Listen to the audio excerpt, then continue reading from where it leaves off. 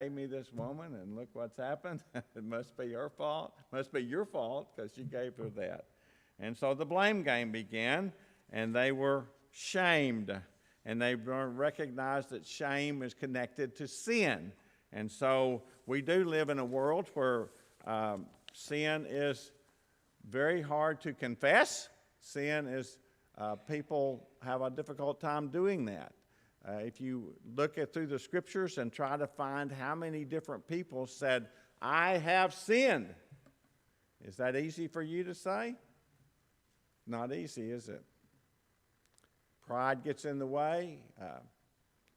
Concern for your reputation gets in the way, and so on and on and on and on.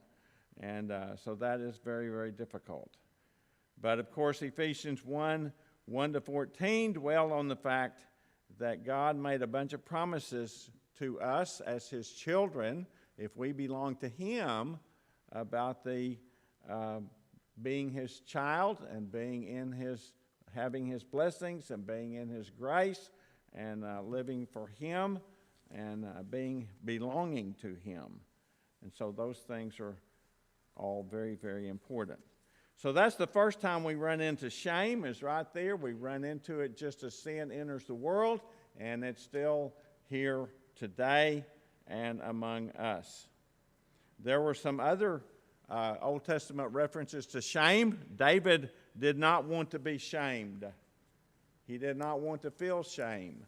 And he says, Psalms 31, verse 17, let me not be put to shame, Lord, for I call upon you.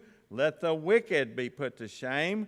Let them be silent in Sheol. Of course, David was declaring himself not to be wicked, wasn't he? And yet he sinned and suffered the consequences. Psalm 51, where he asked for God to forgive him, asked for a creation of a new heart within him, which God gave. And then there's another set of things, and this permeates the Old Testament. It's all over it.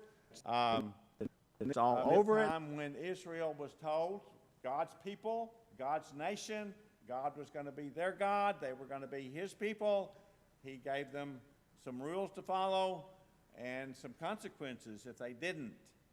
And one of those consequences is that other nations would take them over if they sinned.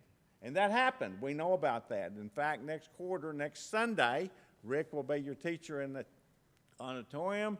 We will be talking about Jeremiah and Lamentations, and we will cover one of these instances in great detail.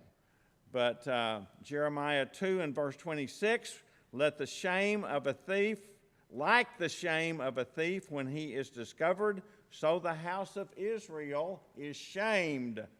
They, their kings, their leaders, their priests, and their prophets. In Jeremiah 7:19, are they provoking me, declares the Lord? Is it not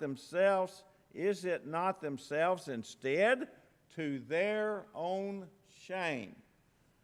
Ezekiel 7 and verse 18, they will put on sackcloth, and shuddering will overwhelm them, and shame will be on all faces, and a bald patch on their heads.